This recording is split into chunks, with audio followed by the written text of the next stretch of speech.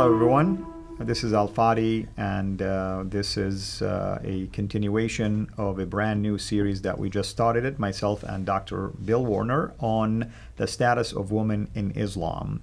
Last time we kind of gave just an introduction to the topic itself. Today we are going to dig a little bit deeper, get into the weeds if you wish, and we'll begin to uncover some troubling teachings that are found in Islamic primary sources, the Quran or the Hadith, for instance, and how these primary sources do not in any way show equality between male and female.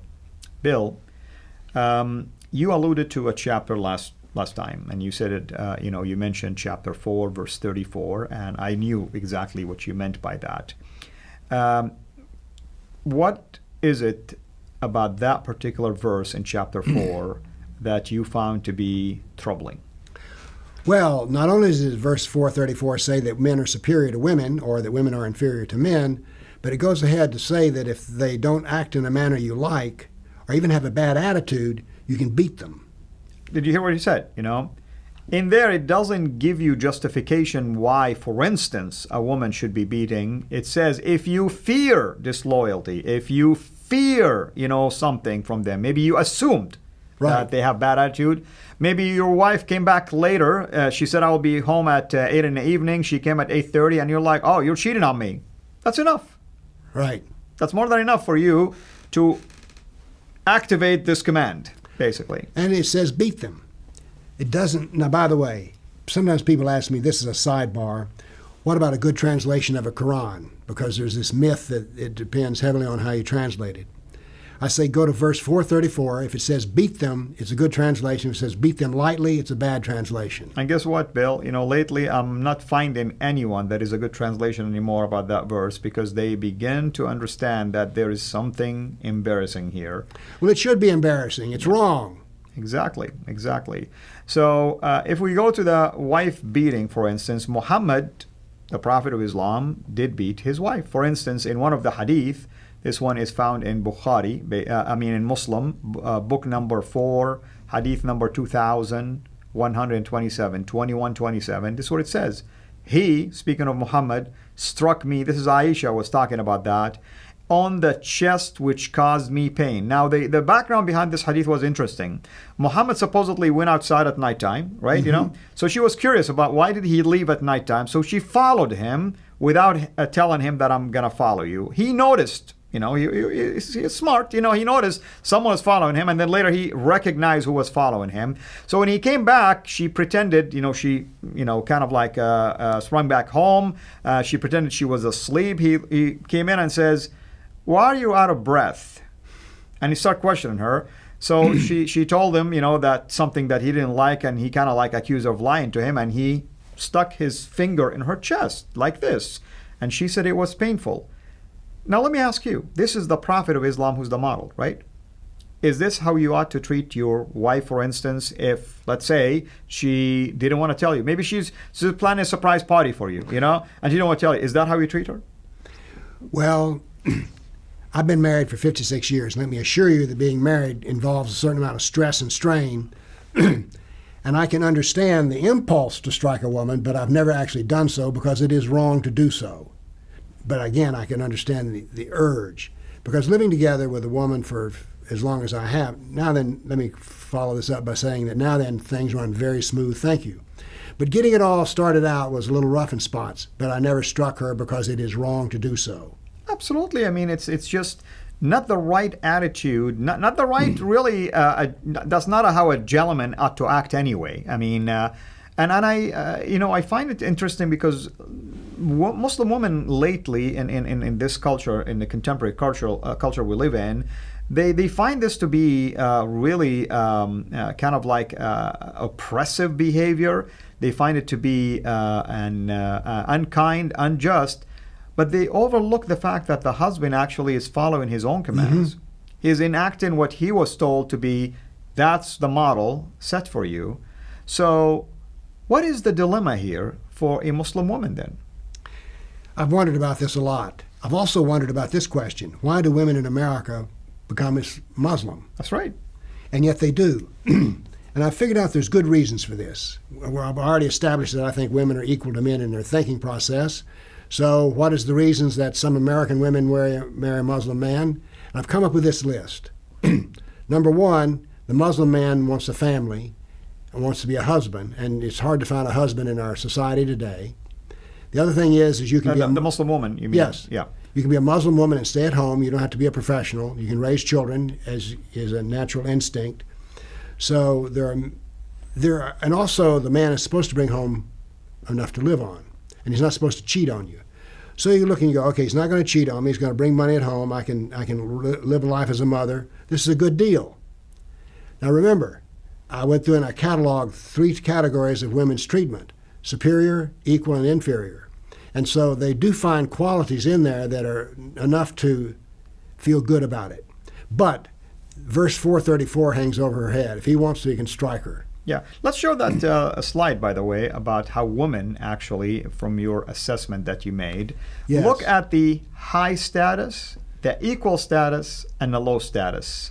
Well, this tells a very sad story, I'm afraid. High status means you're a mother, and that's less than 1%. Equal status is 10%.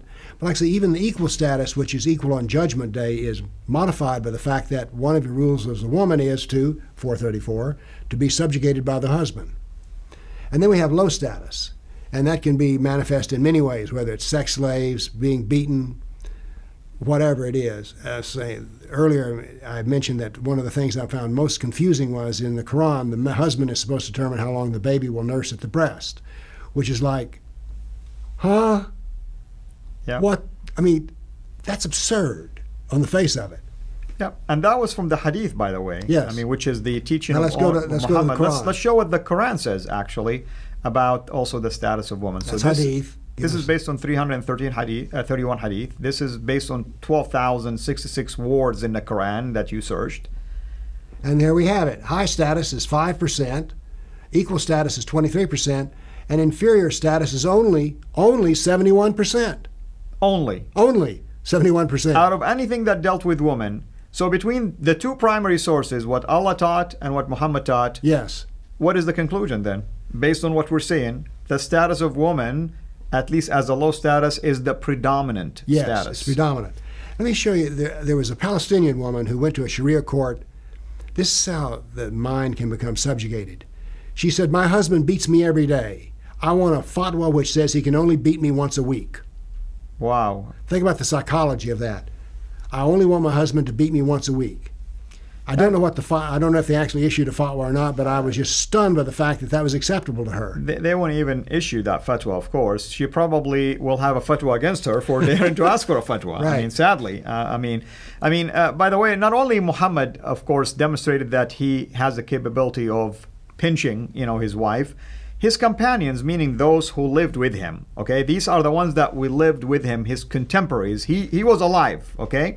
And they were doing this. So let's take an example. Omar, the second caliph of Islam, found the Prophet sitting sad and silent with his wives around him. So Omar decided to say something which would make the Prophet basically cheer up a little bit, okay? So he wanted him to laugh, so he said, "Messenger of God, I wish you had seen the daughter of Kharija," talking about someone, "when she asked me for extra money, okay, and I got basically up and slapped her on the neck." This is the joke that he's telling Right. the Prophet. Cheer him up. He wanted to cheer the Prophet up by using a story that the one that was with me, the woman, asked me for extra money, so my reaction was I stood up and I slapped her. Now let's see how the reaction of the messenger. The messenger probably would have said, "I can't believe you said something like this in front of my wives. Beside, how can you treat women like this?" That's the Prophet, right? This would have been the perfect opportunity for Muhammad to set what? The model. Yes. For others to do. So this, the God messenger laughed and said, "They are around me, as you can see, asking for extra money." So in other words, Omar, what a brilliant idea that is. Should I go and slap each one of them right now? Is this how a leader should model his teaching to his own companions? We can talk should or should not, but the fact is he did it. And by the way, for the viewing audience, they need to understand that the companions of Muhammad are similar to the apostles of Jesus. That is, That's right, exactly. that is, some of what they said and did is also viewed as perfect behavior. Because they were the ones with him. Yes, They saw how he acted and they tried to mimic it. right. Exactly. And I know some people are going to complain and say, oh, that never happened. Okay, here's the source. Mishkat al-Masabih, volume 2, page number 690, okay? And Muslim, basically, hadith, book number 9, hadith number 3506. Hadith number 3506. Just in case. I don't want to get accused of fabricating things. I'll tell you, Al, in our business, we don't need to we don't need to fabricate anything because the reality of it is outrageous enough. That's right. So this is one topic that probably many people watching us right now, especially female, going to be very troubled by it.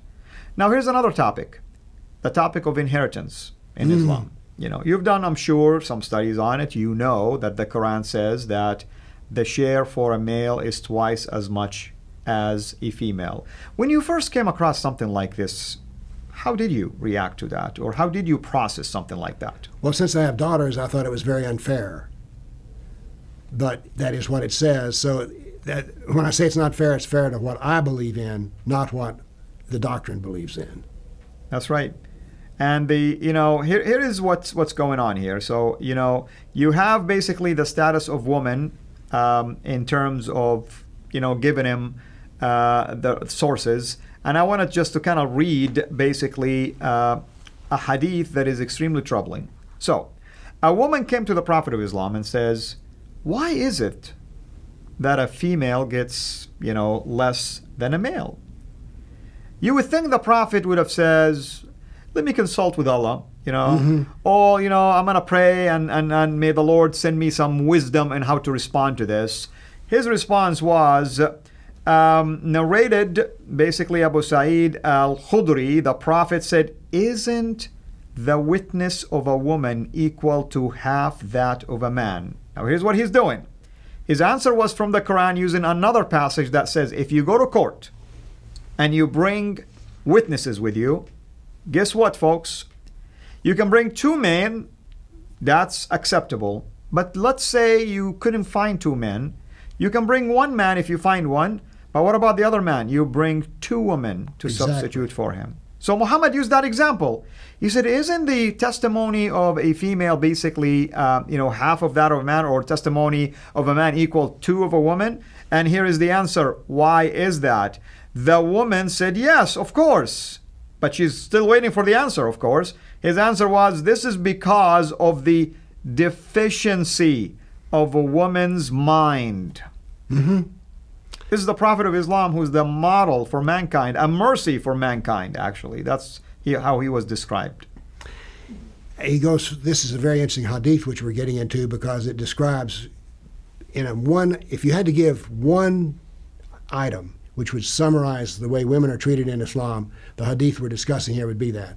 Because he goes further to say that the majority of hell will be filled with women. That's right. I mean, how inferior can you get? Because they were not grateful to their husbands. That's right. You see, the criteria of husband is used a lot, especially on Judgment Day, actually. Yes. Now, theoretically, on Judgment Day, the man and woman are equal, judged by their works. But, keep coming back to this, part of what the woman is to be judged by is how well did she obey her husband. So that's part of her works. That's part of her works, is to subjugate herself to the husband. Absolutely. And I've wondered how many women who have been beaten or badly treated in a marriage who are desperately just looking for death in order they can get Judgment Day justice, because they're not getting it now. The Palestinian woman who wanted to only be beat once a week, that is not justice. That's right. That's right. And by Deficiency the way, in her intelligence. Absolutely. Of course. I mean, there is a lot of women that we know in our lives, of course, who are extremely intelligent, more than capable to run organizations. They have their own ministries. I know some of them. They go to college. They are performing extremely well. To say something like this about them, how is that going to encourage them? How is that going to make them feel self-sufficient? How is that going to make them feel good about who they are and what is their purpose in life? I mean, you compare this to other teaching, a Muslim woman who truly thinking through these kind of teachings can conclude right away that my purpose in life is to please a man. Exactly. That's pretty much what it is. Exactly. And the way she's pleasing to the man is she subjugates herself to the man. Absolutely, absolutely. And just to be on the safe side again, I want to give you that a source for the hadith that I just mentioned about a woman is deficient in her brain or mind. It's many sources have it, by the way, but this is one of examples. It's found in Hadith Bukhari or collection of Bukhari, volume 3, book number 48, hadith number 826. Hadith number 826. Bill, there's a lot to talk about, and maybe when we come back again next time, we will explore other aspects of how women are being treated in Islam. Is there anything else you want to add to what we have covered so far? I only wish that what we're saying here could be understood by everyone, including Muslim women, because everyone needs. What you and I are saying is Allah and Muhammad said and did these things, and this establishes what Islam actually is, not what we like to wish it would become, but what it actually is. That is, what we're doing here is fact-based reasoning. Absolutely. Absolutely. And I hope everyone here watching us will also do their fact check on everything that we are sharing with you.